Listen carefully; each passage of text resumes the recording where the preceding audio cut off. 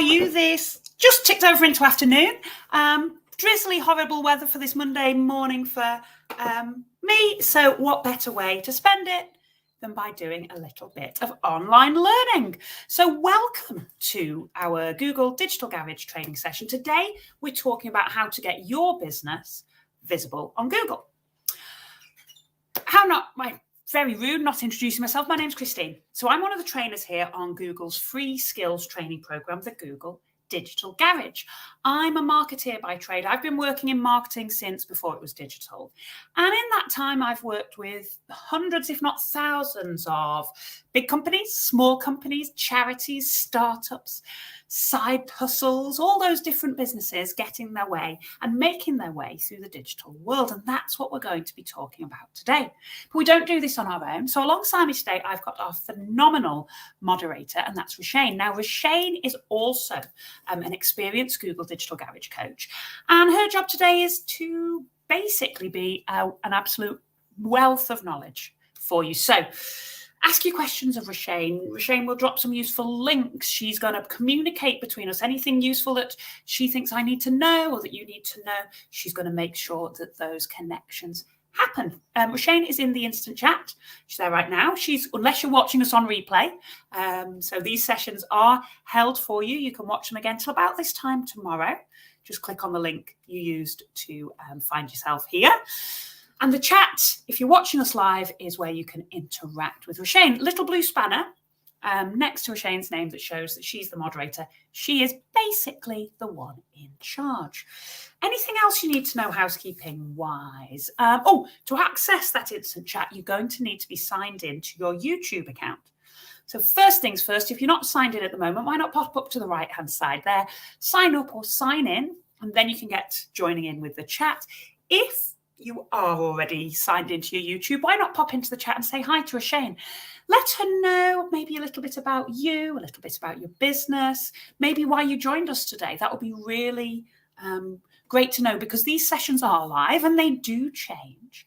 So the more we know about you and what you need to get out of it, the more we can make sure we try to tailor what we say to what it is you need. Now, I also hope you've got a cup of tea with you, maybe some snacks, because whenever this session comes on to the schedule, I do know that we spend a lot of it talking about food.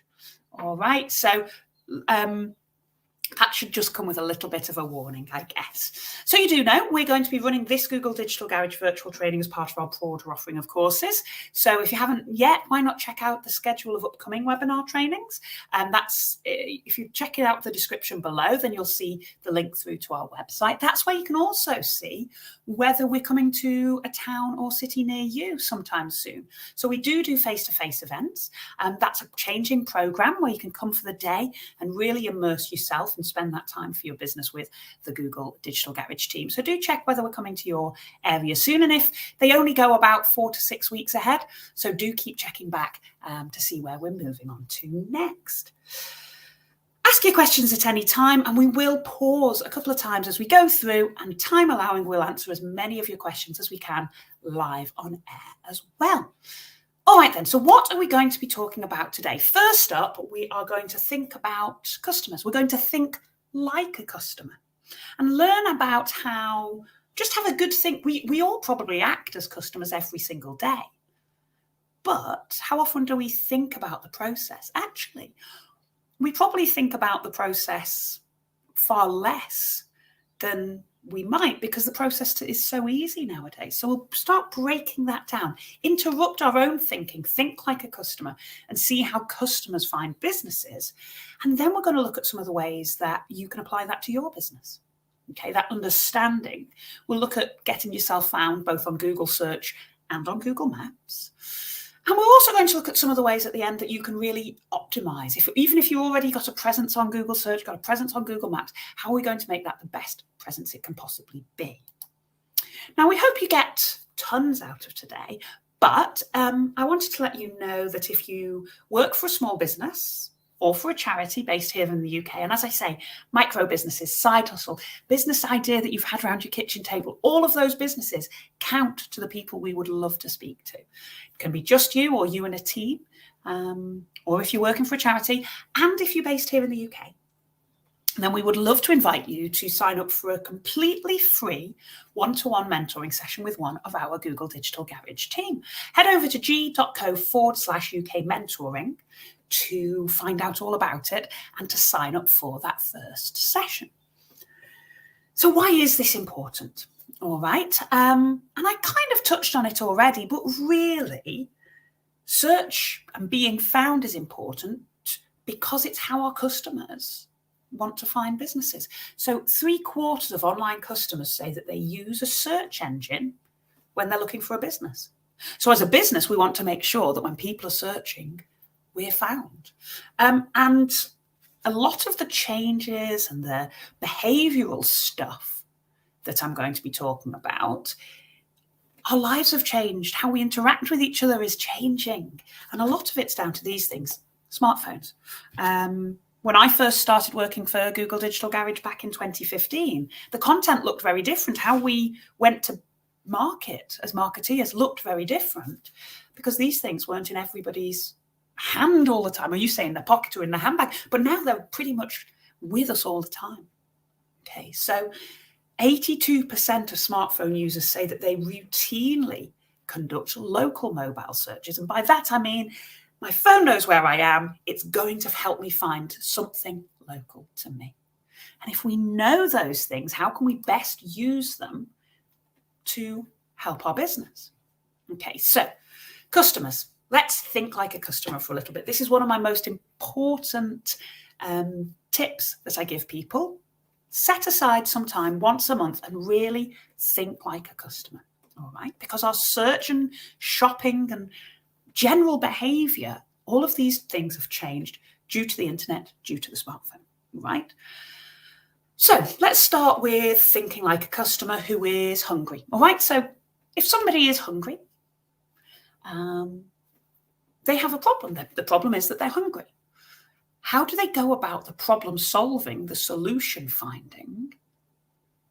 Well, a lot of us, I mean, I might go to the kitchen, pop the toaster on, okay? But say I don't want to cook for myself, I don't have food in, I want something that I can't cook, that I haven't got the kind of capabilities. Maybe I just want to treat myself, go out and get something brought in. Okay, no matter what my reasonings are, we can think later about reasonings. But right now, if I just wanted, I said, okay, and I told you it was going to be about food. Imagine you're on the hunt for pizza locally. How do you go about it? Take out your smartphone. Imagine yourself in that customer's shoes. What do you do? Let Roshane know. As we go through any of these kind of questions I'm asking, why not let Roshane know? She'll let me know what you're thinking out there. And yeah, we can see what's going on. So take out your smartphone. Oh, if you're watching me on your smartphone, you might just want to pretend you're doing this because obviously you might lose me whilst you're often searching. All right, so search it through. And what I want you to do is think about, okay, what are the steps I'm taking? You'll do it almost instinctively without thinking about it. So then break into that thought and let us know, what app do you open? What site do you go to? Do you have something that you always go to? What if you wanted something different, something new? What if you just landed in a different area and you were hungry and wanted these things? Okay. So think about how you go about performing the search. And this is really important because if we can break into our own behaviors, we can start to think about how that might affect our customers. So think about, how do you do the search? Do you open Google Search? Do you open Google Maps? Do you have a different, Safari or something else on your phone that you use? Do you open Bing, a different search engine? There's lots of different search engines out there. So which one would you use? Would you search directly in the maps? What words would you use?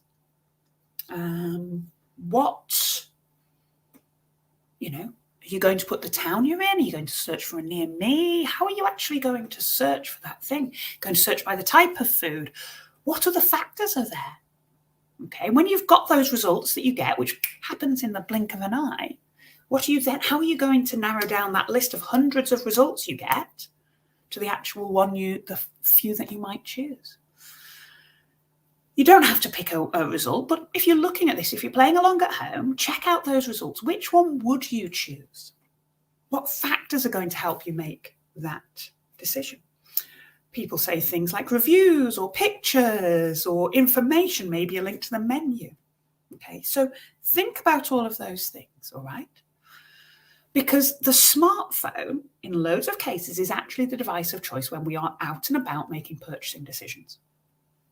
So why not use that knowledge to help us and help our business? Okay. So I want to keep thinking about that customer for just a moment. All right. And I want to think about how they find you, the journey that they go on. It sounds like a reality TV show, I know, but the online journey that a customer takes. Now, actually, we started our journey here with the actual search, which you might dispute because the searches aren't born in a vacuum.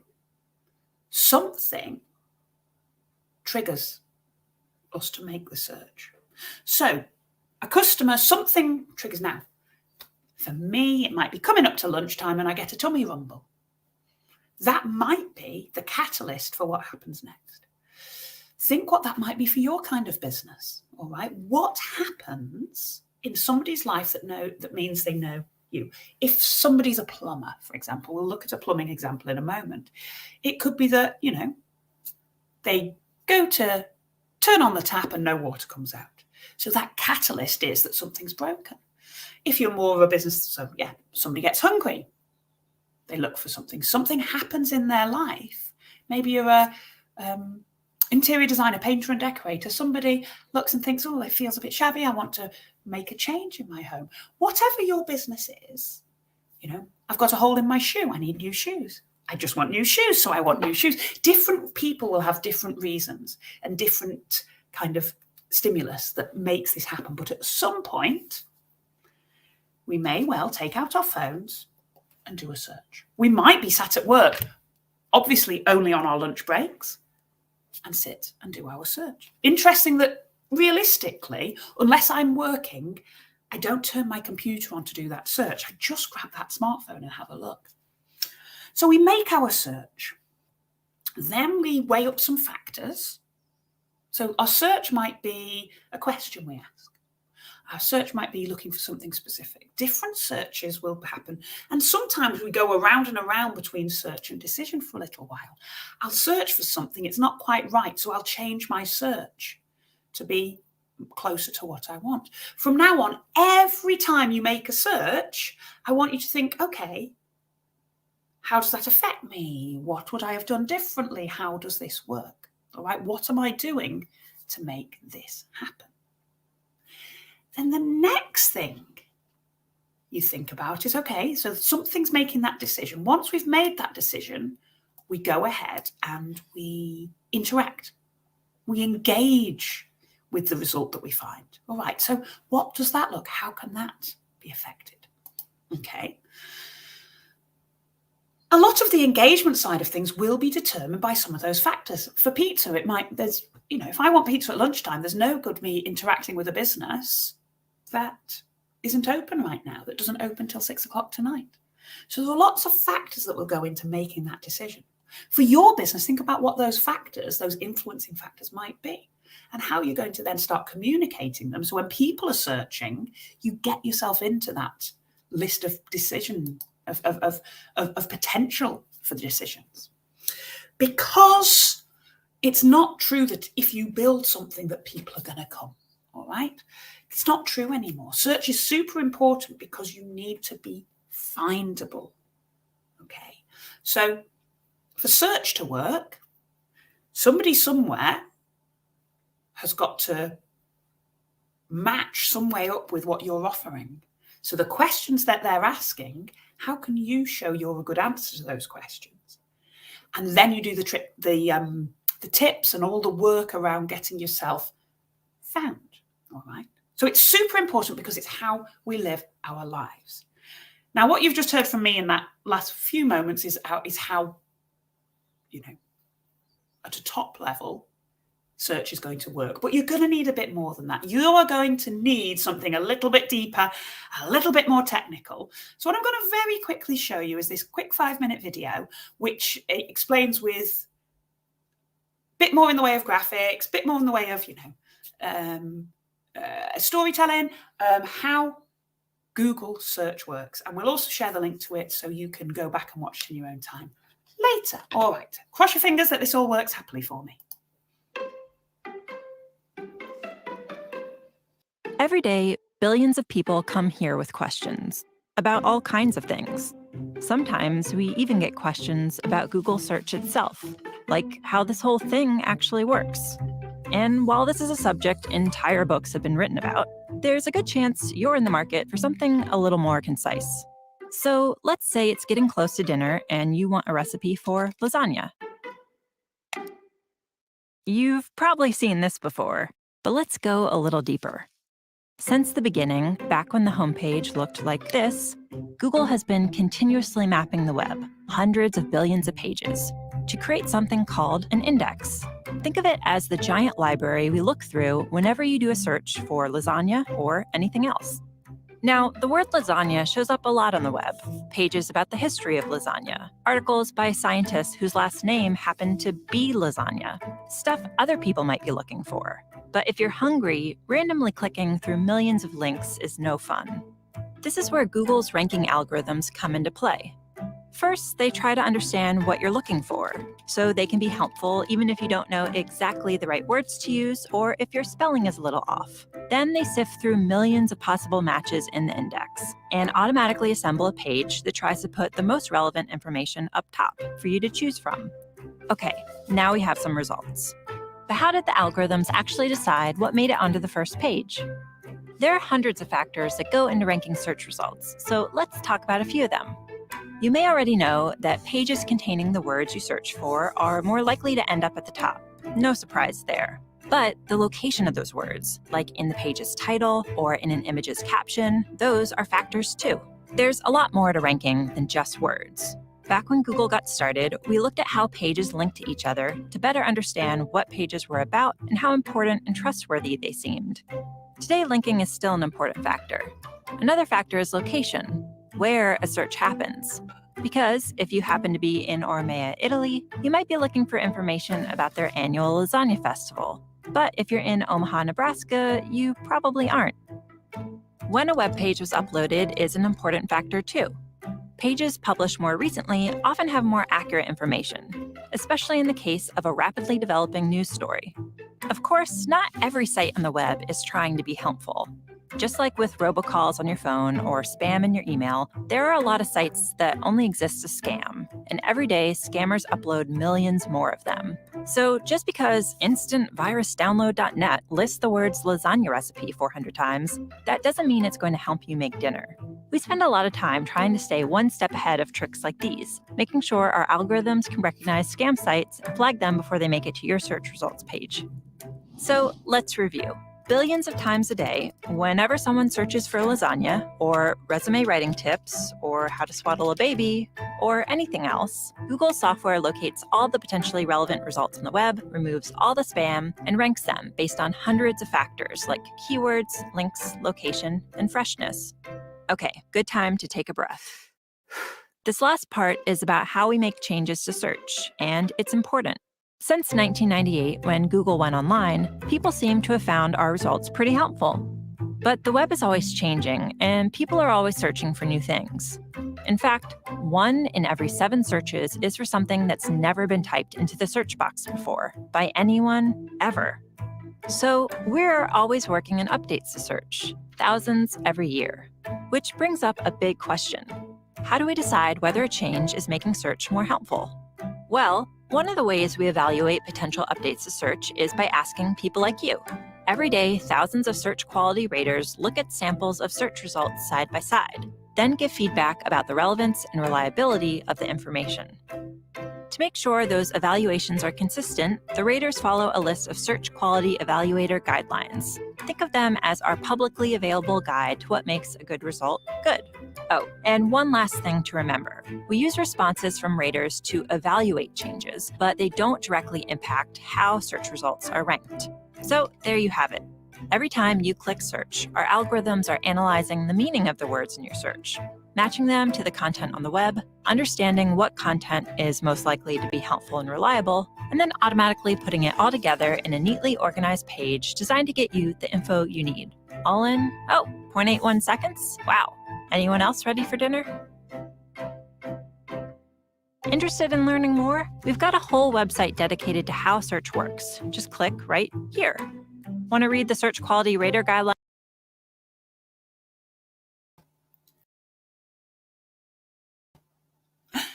I'm going to put myself back on because these links aren't clickable right now. You'd have to watch the video back directly. If you want to know how search works and tons more info, go to Google's official YouTube channel and look there. And that's where you'll get some really great, up-to-date information. There are loads of people who will tell you tricks to get yourself found. And what hopefully you'll start to see in that video, and the more you do on what we're calling search engine optimization, the tricks don't work long term. The best ways to get yourself found are to be a genuine, authentic, honest, original answer to a question that's being asked. Okay, so no matter what anybody says about anything, there's always going to, if you try this, you might fool or beat or, spam an algorithm. Those things don't work long term, even if they do in the short term. Okay, so which leads us on to the question, are people searching for a business or a product or a service like mine? Now, actually, for most businesses, products, services, yes, probably would be the answer, but that's not a great answer in itself. Okay, so I want you to think about, for your kind of businesses, not just are they searching, but how would they go searching about it? What questions would they ask of the search engine that you're a great answer to? So imagine those customers now, instead of pizza, maybe it's a business like yours. How are they going to find you? What questions are going to ask? Think about that online customer journey. What happens in their lives that makes them want you? At that point, when they open up their search on their phone or at work, how do they go about asking the questions that might ultimately lead to you? All right. So how do we know if people are really searching for us? There's a couple of ways. One is to talk to people, listen to the language that they use. But we might then take a look at one of my favorite tools, actually. This is a fantastic research tool that's free to use. It's called Google Trends. Okay, so you go to google.com/trends. And what you find is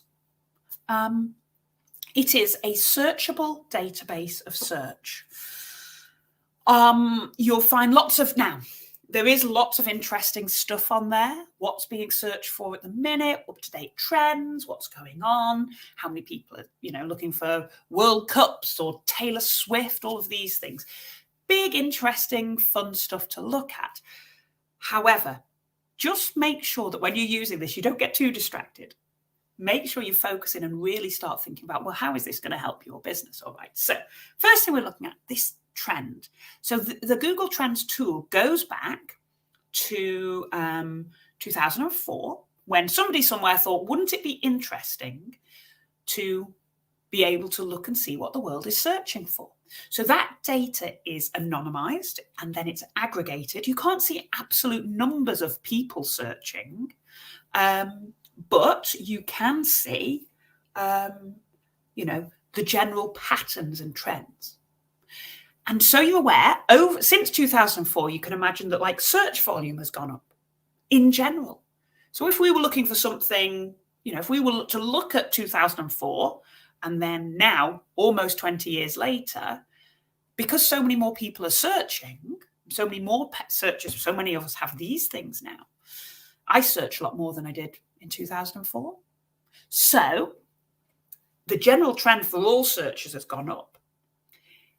So the maths of Google Trends adjusts for that. So if you see a line going up, it's a genuine increase in search proportion, not just an increase caused by search volume going up. So you can see some really interesting stuff. Here we've got a search for plumbers near me. Now, this might be really tiny. This is going, and it's from the United States. It's a data set that's United States, past 5 years, put plumbers near me. And you've got a couple of things happening here. At the beginning of those 5 years, and it's a slightly older sample, but basically nobody was searching for plumbers near me. And then what starts to happen is we start getting 2 peaks a year. Let's address those 2 peaks a year. I can tell you, because I know this is tiny on your screens, but I've looked into this data set. And those 2 peaks a year happen roughly in the autumn and roughly at the beginning of the next year. So there's one at the very beginning of the year and one in around about the autumn. Let's take that back to what's going on. Plumbers near me. What's going on in people's lives? What are those stimuluses that are causing them to open up their device and either type plumbers near me? And what it probably is, and we could research this further, but when we look at that pattern, sometime in the autumn, the temperature drops. And we might hold out as long as we can, but at some point we put the heating on. And say there's a sudden cold drop, loads of people put their heating on. A proportion of those people are going to find that their heating isn't working. So what do? They look for a plumber. Something similar happens. Well, we had it last week here in the UK when we had a sudden cold snap. And what happens? Pipes freeze. Then there's a thaw. And those frozen pipes sometimes will burst. And it happens en masse around the country, predictable with the weather. So loads of people search, so we get that peak. So you can see actual human behaviour. If you think about it now, the first thing I will do if I have a question, I was saying this to Roshane earlier, she said, oh, do you know what this stands for? And I was like, I have no idea. Google it. And she Googled it and she got the answer. So that's what we do. I don't argue with my brothers hardly at all anymore about who starred in which film. We take out our phones, we search, we find the answer. So you can see the patterns of doing this. Now, what would that mean to me? If I were a plumber, how am I going to make sure that I'm found in the autumn for central heating issues and I'm found around and about the cold snap as an emergency plumber for burst pipes in my local area? I might want to change how I talk, how I do it. We'll think about what you'll do with that information as we go through. So if you want to see what people are searching for, whether they're searching for a business like yours, you might put plumbers near me, and then next to it you can compare and put the same phrase, but this time heating engineers near me. Maybe that's a different way. Or gas engineers, or whatever it is that describes you and your business. Compare some different terms, see whether they're being searched for, when they're being searched for. If you can work it back and find out what's going on when. I'm always looking, if I look at a data set, I want to see patterns in that data. I want to see what that might correspond to. With this particular data set, it is trending upwards slightly, and nobody was searching for them before 2015. And what I would say is people were searching for plumbers before 2015, but they weren't adding the near me. And that comes back down to these things. Smartphones know if we have our location services on, they can help us find ourselves wherever we are in the world. So they can help us find services near to us. And that's where near me services started coming in. Okay. All right, then. So I'm going to check in with Roshane and see how we're doing. I can see we've got loads of people joining us today. Lovely to have you all with us. Fantastic. So, okay, Adil, just a thing. You said you've started to work on Google Ad Images. So we're not going to be talking about ads today particularly, but I would suggest, Adil, that you join us for maybe our session on getting started with advertising. Or if you're based here in the UK, do look into one of those one-to-one sessions for us. If you're not based in the UK, head over to Grow with Google. Well, you can do this in the UK as well, but we're part of the Grow with Google platform, which is all over the world. So see what's available in your territory with that. Okie dokie. So let's have a look at how you're actually going to go about doing this. We know we want to be found. We've had a thought about the customers and what they're searching for. Let's get you up and findable, shall we? So first of all, search. We saw the video had some search stuff on it, little search platforms and things. You'll have all seen something like this before, probably every day, maybe even several times today already. And most search engines basically work in the same sort of way. A person wants to find something, they type in a query, their words, their phrases, sometimes they're called keywords, will come into that. But think about, we search in questions, we search in longer phrases and questions, all right? So we type in what we want to find, and then our search engine goes to work and really, really quickly pulls together some relevant information. And that's the first thing to work out, that you choose your search engine and the world chooses their search engines based on getting good quality information as quickly as possible. So what that means for a business is it's not possible to buy your way into results if you're not a good answer to the question being asked. And once you have an idea of the kinds of questions being asked, then the work you want to do is to prove that you're a good answer to those questions, all right? Because your business can be seen various different places. You might have some shopping ads, those visual ads that go across the top, shopping ads with your picture. When you're thinking about Google ad images, if that's what you mean, Adil, that you're actually trying to use ads and use images in your ads to be found, that's the sort of thing what would be a great image to use. Then you might have text ads, which are text results, search results, but they will always say ad by them in a little green box. Your results, when they are shopping ads, will say sponsored. You've got your organic, beneath that, again, you might have organic results. So these are non-paid for listings. Have to be super relevant, have to be a great answer to that question. And then at the side, you might get these business listings. That side panel is called the knowledge panel. And it runs alongside the search engine results. And what the point of it is to be like a fact file. Here's the question I've asked. This is what the search engine thinks might be a great answer to your question. So if the Six Nations rugby is on, I know I shouldn't be talking about that because England did terribly. But if you search for that, you might get a knowledge panel which contains fixtures and results and where to watch it live and where to get tickets and all of that sort of thing. If you search for something that's a business, then that knowledge panel, if the search engine thinks you might be looking for a business, you might start to see a business listing of a business near you.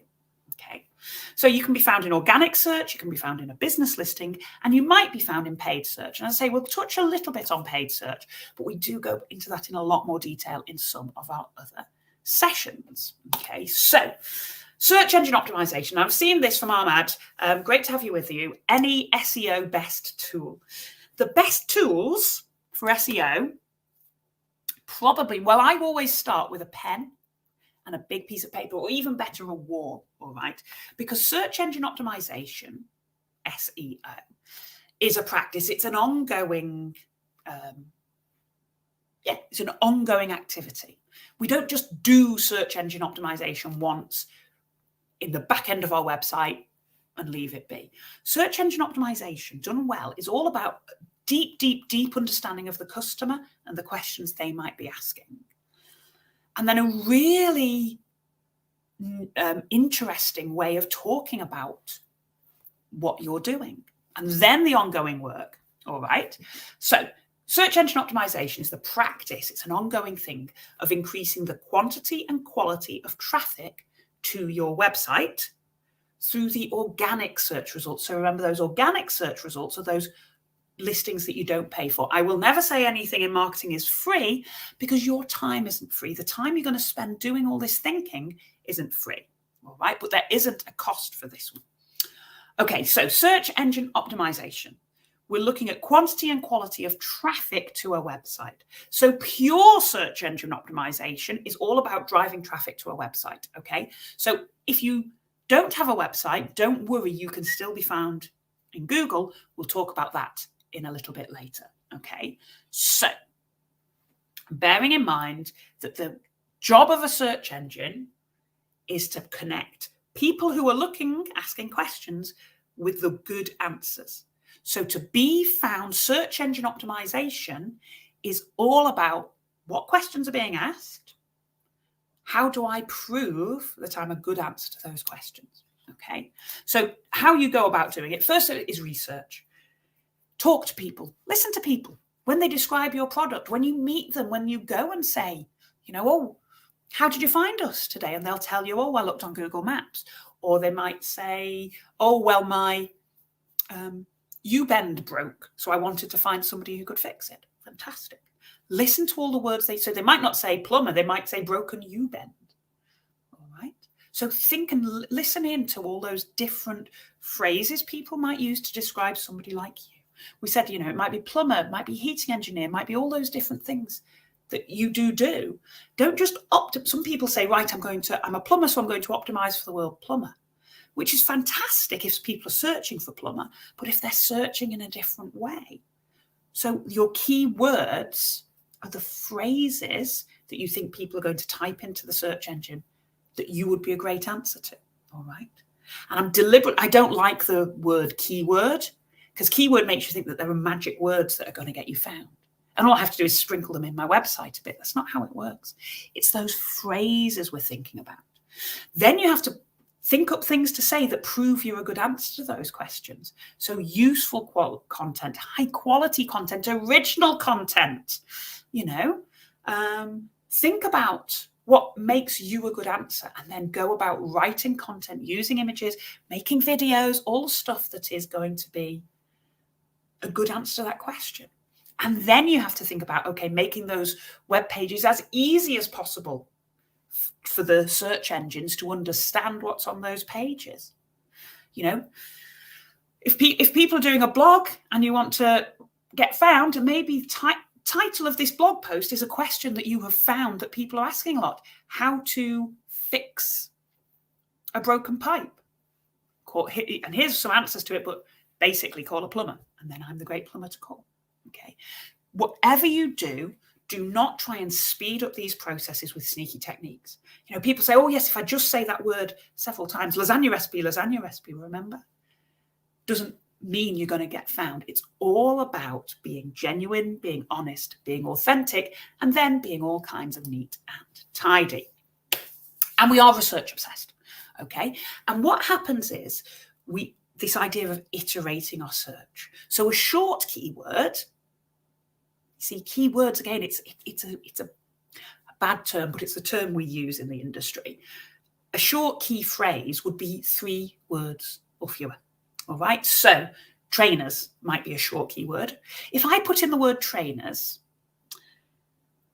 I might get personal trainers. I might get running shoes, but I'm probably going to get results. If I pop in just the word trainers, it's unlikely that those first results are going to get me to exactly what I want, because we're quite nuanced when we search. So the next thing people are going to do is change up their search. So maybe they're going to put shoes for nurses. Might be a good answer to trainers. But that's completely different for somebody looking for trail running shoes, which is completely different again to somebody looking for comfortable shoes. They're all short keywords. And if I was selling trainers, as a small business, I might not be able to compete with the big, Nike and Adidas and all of those things on the word trainers. They've probably got that market sewn up. But if I sell comfortable shoes, which are good for nurses, okay, well, now I can see that starts to improve. But even then, we might not find those shorter keywords, lots of competition. Maybe our people aren't finding exactly what they need. So they go on again and they make more searches. They make those longer keywords, all right? Best running trainers for flat feet. Fewer people are going to be looking for that. That's why we think of it as in this long tail, where do you remember those 1 in 7 things that have never been typed into Google before, because we go longer and longer and longer with the exact things of a search. For most smaller businesses, being really specific about what we offer is the way to get ourselves found by people, instead of trying to just compete for trainers or cheap hotels or whatever it is. Okay. So the great thing about those specific searches is people tell us exactly what they want. And as we look into those, we can give them exactly what would make a great answer to those questions. All right. So that's why you want to be looking at probably trying to come up with long lists of questions that people might have that you're a great answer to. All right. And then you might say, right, I'm going to look at running trainers differently. I'm going to talk about the same pair of shoes might be durable for nurses, but they might also be comfortable for plantar fasciitis. And it doesn't have to be a nurse with plantar fasciitis, but that one product will work for two different audiences. How am I going to organize my website, organize my life, organize my product catalog, talk about these things to prove that I've got some options that are great for those people? And that's where your blog posts come in. That's where having really descriptive product descriptions, not just putting in the minimum words to make the little asterisks happy, make the website happy. Use description, use words, use tags on that website. Use all the tools at your disposal to make sure that you are being as descriptive as possible. But it's not just down to your brain and your thinking. Obviously, you can use Google Trends to see, as you go down further on Google Trends that I showed you before, you get this fantastic bit that says related queries. That's a great way to ping your ideas off even further rather than just going from what's in your head or just from what you hear. You can also, and if you've got a website and you're not already signed up to g.co/search console for Google Search Console, I would 100% recommend that that's one of your actions you take after our session today, because it shows you how Google sees your site. It shows you whether there's anything stopping you from being indexed. If you make some changes that it'll suggest some things you can update and improve, you can then make those changes and signal to it, go, oh, hello, over here. And it will come back and recrawl your website. So rather than waiting for it to, like it said in the video, follow some links and find you within the next few months, you can actually pop yourself into a queue to be seen a lot quicker. So you can get re-indexed quicker. You can see how, for different queries, how and where you rank. So you can really start to get some great information about getting your content into the search engine index and see what problems, if any, that your site has. And it's always giving you lots of great tips to make your site better. All right. So as I say, that is called the Google Search Console. And if you've got a website, phenomenal tool to have in your armory. And everything I've said so far in this section kind of requires you to be driving traffic to your own website. But sometimes people don't want to go to a website and do lots of research on different sites.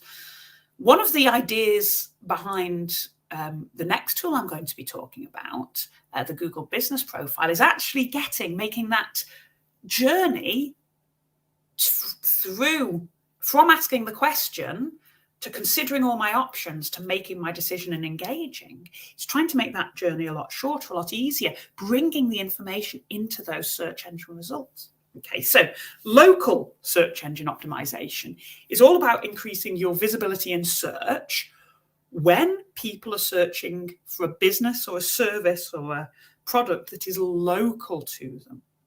And lots of our searches have a local intent. Pizza, or, I need film for my camera and I want it today. I don't want to wait for it to be delivered. I want it today.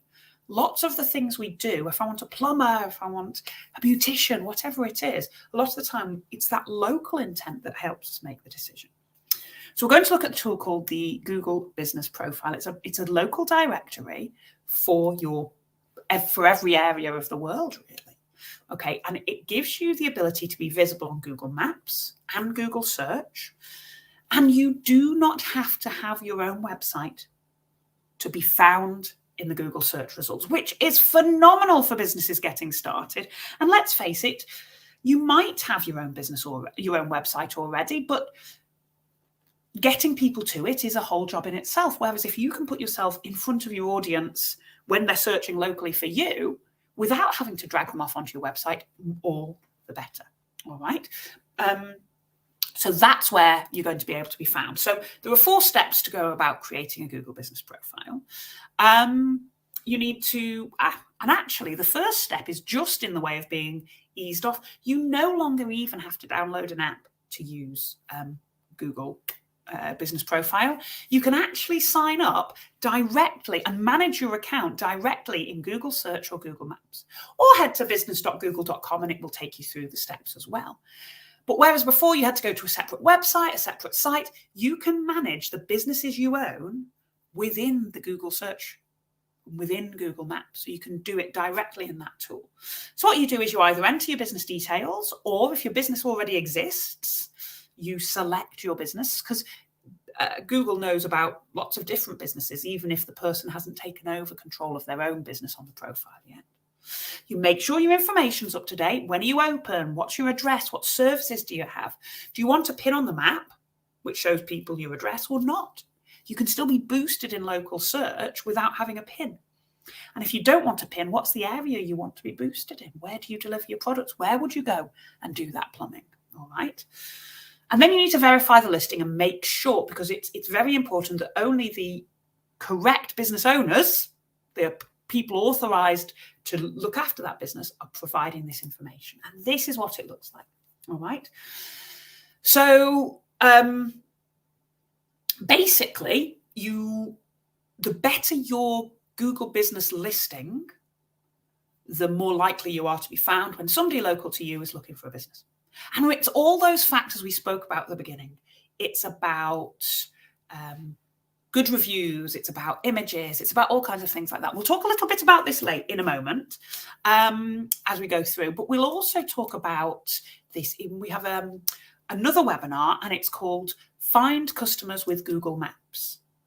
And if your business has a local intent, that's a really good webinar to jump onto. Head to our website, which is linked in the description below, and look for that one. If it's not there yet, we have a couple of weeks at a time of the schedule up. So just keep checking back to see that one coming back. But yeah, Find Customers with Google Maps is a great webinar to take this on to a whole new level. All right. So yeah, that's where you're going to collect your reviews. That's where you're going to respond to those reviews. If you're worried about reviews, people can review you whether you've got the right of reply or not. So get involved with the reviews. Thank people for their great reviews. Let people know, how you're going to put things right if those reviews aren't so great. If you're worried about that, join us for Writing for Social Media. Also find that on the website. And that goes into dealing and handling with those public interactions in a lot of detail. All right, the third area we just want to mention, and I say we'll touch on this quite quickly, is search advertising. And search advertising is one of those areas which is changing so fast. But the point of search engine marketing is using paid advertising to get your product or service, your results, visible in the search. I like to think about it as boosting. So rather than doing all the work and hoping you get indexed, hoping you get found, doing all the work behind that, you can be really specific and boost for certain terms, for certain products, for certain services, what have you. You're in control of that, okay? Search ads can appear across places where people search on Google. If we're talking about strict text-based search ads, then they appear in the search results. But within the Google Ad Platform, the Google Ad Platform allows you to create all kinds of different ads across the Google universe. So search ads, display ads, YouTube ads, shopping ads, or a combination of those things. All right. So join us for our session on getting started with digital advertising, and that will help you to understand a little bit more of the options available. Or as I say, if you're based in the UK, you want to look into that, do feel free to book a one-to-one session with us. Okay. So if you want to, I love this. We've built it down into 3 quick steps for search ads. Search ads are a big, and as I say, ongoing issue. The idea being that with a search ad, you can boost your search listing up to be seen, have the chance to be seen towards the top of the results, if you are a good, honest, authentic answer to the question being asked. All right, so you need to sign up for a Google Ad account, link your website. You need to create a campaign. Then you need to think what you want to be found for, those keywords and phrases. You can also choose the time you want to be seen. If I was remember the pizzeria, I might decide, you know what, we are as busy as we can be Thursday, Friday, Saturday nights. I don't want to advertise Thursday, Friday, Saturday nights. I don't want to advertise when I'm closed. I might only run my ads on a Tuesday and Wednesday night when we're quiet. So there's a lot of controllability there. But you have to write the ads. You have to think, right, well, what are people searching for? What do I want my ads to say? As I say, if you're new to that, join us for Get Started with Digital Advertising, and we'll help you with all kinds of things like that. All right, I'm just going to check in with Roshane, see how we're doing out there. Okay, so Conetta says, if you looked at trends, how do you find mental health trends with updated info?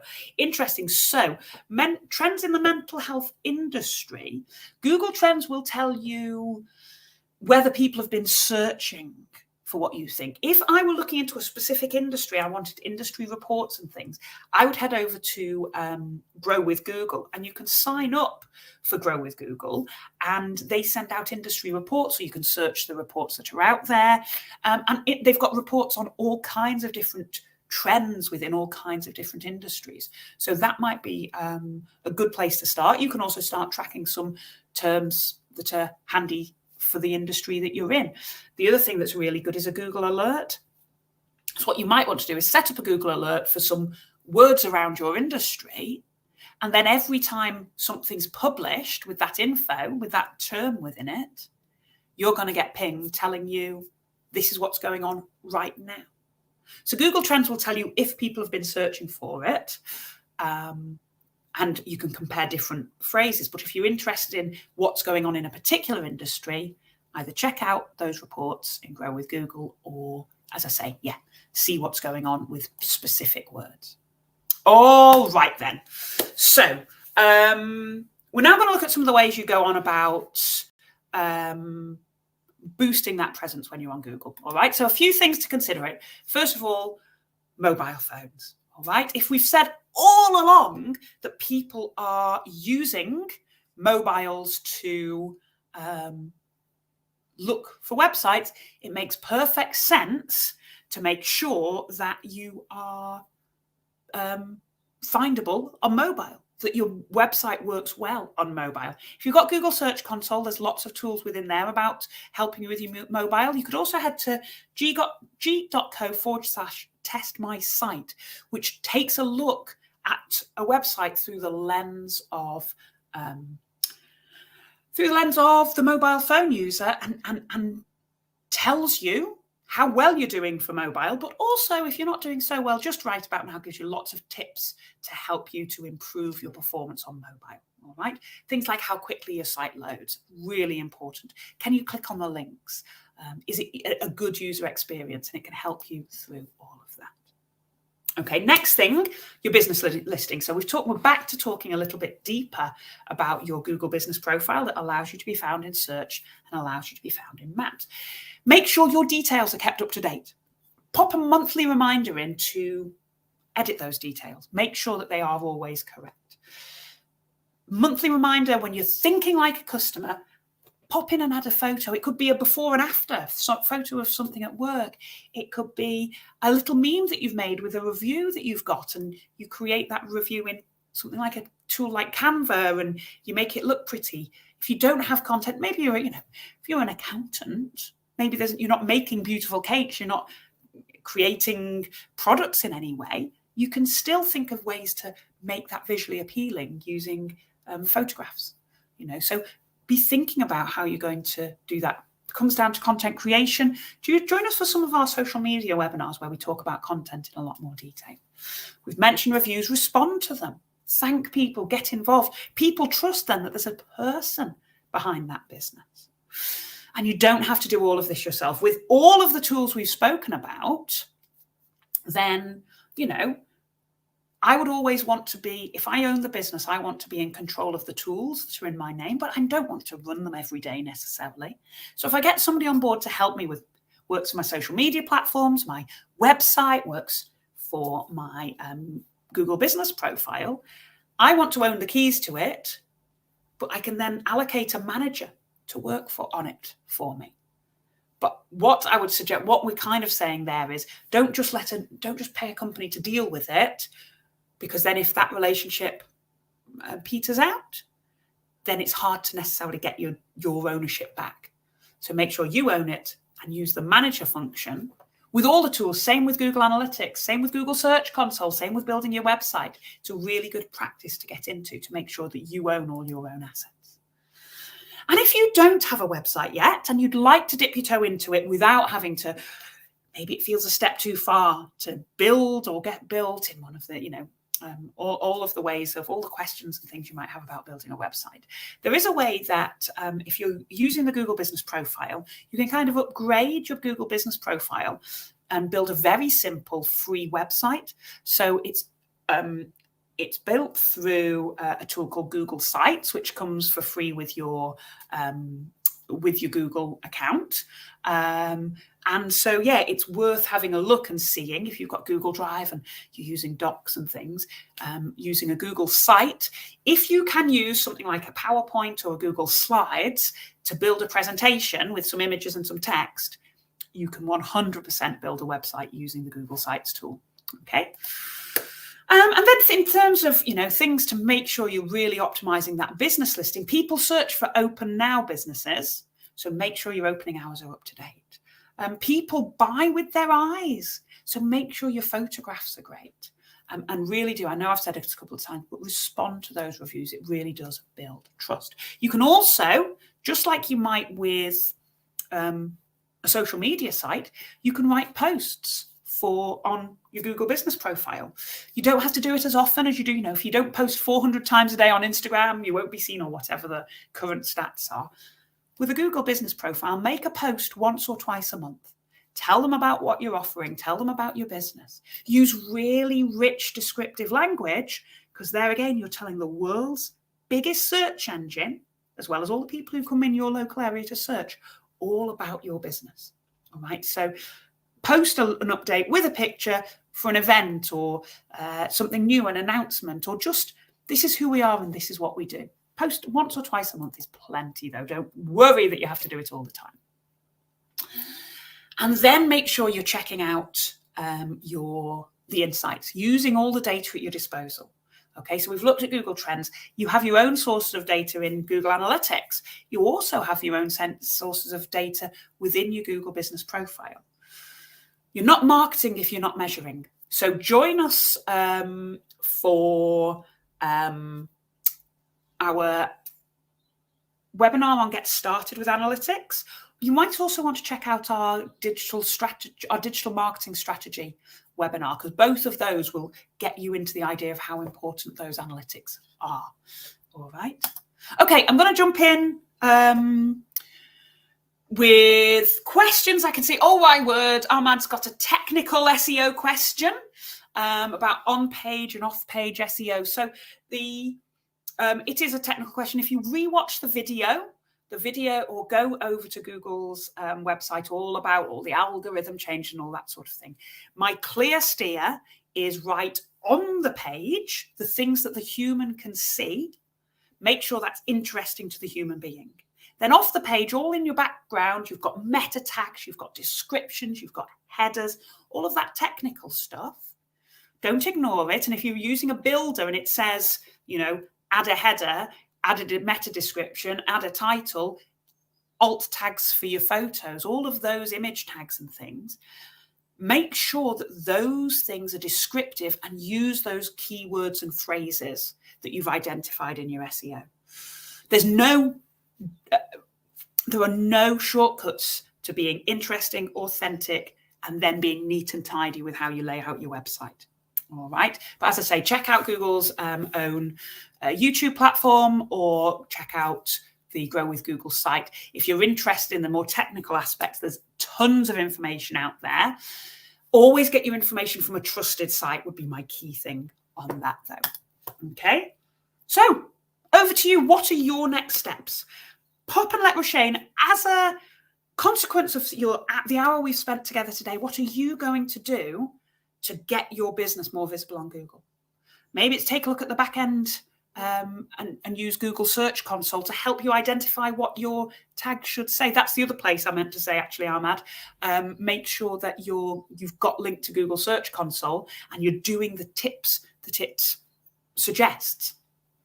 One of the next steps you might want to do, as I say, tell Roshane what your next steps are. One of those, if you're based here in the UK and you work for a small business or for a charity, you might want to book a one-to-one to talk through these things in a bit more detail with one of our Google mentors. Absolutely free to do so. g.co/UK mentoring. Check out Grow with Google in your territory if you are outside the UK and see what's on offer there.